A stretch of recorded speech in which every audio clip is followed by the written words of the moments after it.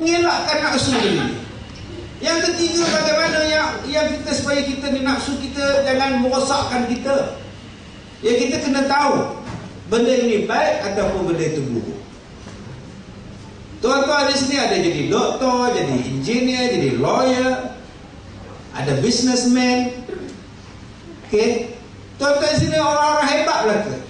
Tetapi kehebatan tuan-tuan tidaklah bermakna kalau tuan-tuan tidak tahu mana dosa, mana pahala. Saya, wah, okey, saya dapat tadi tu. Gua dapat dengan Andrew tadi. Okey, yesterday, dah dapat. Okey, by the way, kita sebut okey, okey. Saya baru dapat di Kedah saya dapat cewi. Ya, minggu lepas saya buat rakaman radio dengan radio Kedah. Okey Ustaz, tajuk hari ni cewi. Binatang apa cewi? Tu yang buat tu, cewi ni bukan binatang. Cewi ni macam beruk dapat bunga. Monyet dapat bunga. Dia seronok over. Seronoknya melampau. Dalam bahasa Kedah sebut cewi. Cewi. Ini tuan-tuan yang mana baru dapat cincin suami bagi duk pegang, itu namanya cewi. Ya, suami bagi cincin cantik bang, itu namanya cewi. Ya, ada orang yang baru beli handphone Nokia ke iPhone 4 ke iPhone 5 ke macam ni, duk tayang kat orang, halo, orang tak telefon pun hello, itu namanya cewi. Itu nama dalam bahasa Kedahnya cewi. Ya, itu bahasanya cewi. Jadi tuan-tuan, bila kita lihat tuan-tuan di sini doktor, kalau tuan-tuan tak tahu mana dia baik, mana dia buruk, tuan-tuan bukan hebat. Kalau anak tuan-tuan di sini ialah lawyer, tapi tak kenal mana benda haram, mana benda dosa, mana benda yang halal, mana halal, mana haram, dia tak tahu, belum hebat lagi. Belum hebat. Anak tuan-tuan cikgu sekolah high school lagi, tapi tak kenal mana hina, mana mulia, belum dikatakan hebat. Sebab itu tuan-tuan kena ada 10 pasal, 5 pasal haram, mana yang wajib, mana yang halal, mana yang haram. Selagi mana tak kena halal dan haram, belum hebat tuan-tuan.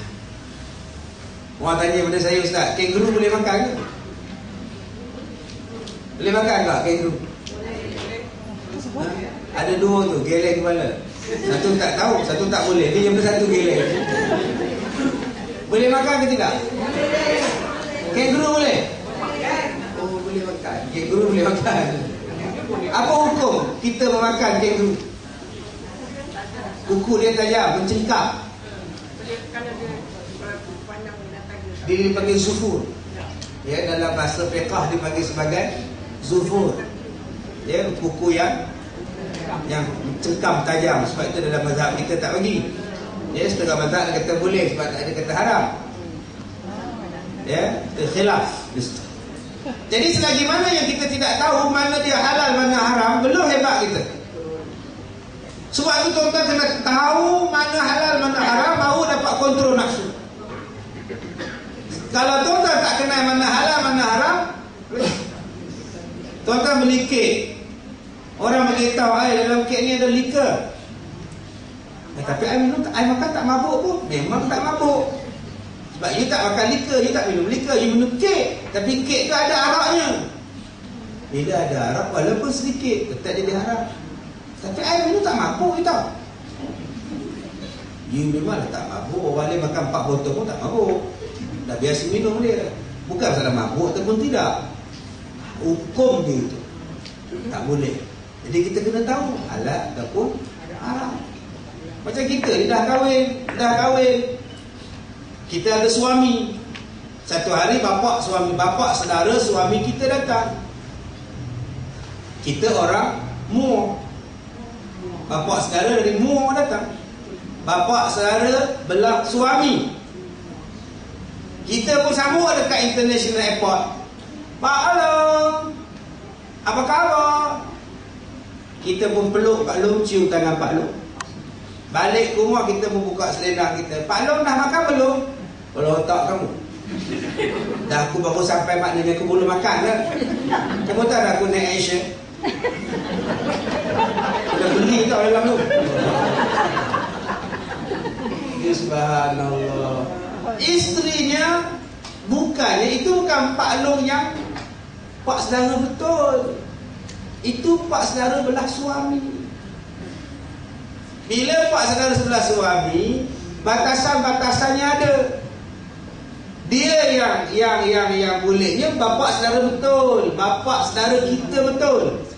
Abang mak kita, abang ayah kita, adik mak, adik ayah kita, itu tak apa.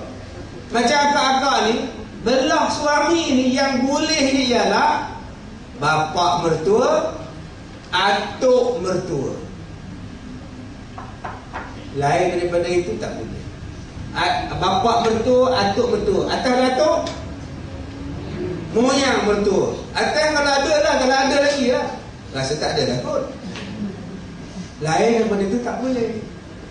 Kita nak buat macam bapak saudara kita sendiri, nak pegang dia, ya, nak pakai skirt dalam rumah, tak boleh. Dia bukan bapak saudara kita yang kandung, dia bapak saudara belah suami. Serupalah suami-suami pun, mak saudara isteri datang dari kampung. Mak saudara isteri, bukan mak kita, bukan mak saudara kita, mak saudara isteri. Maknanya mak saudara isteri tak boleh dah pakai skirt dalam rumah. Mak saudara pakai skirt dalam rumah 70 dulu, dia pakai skirt.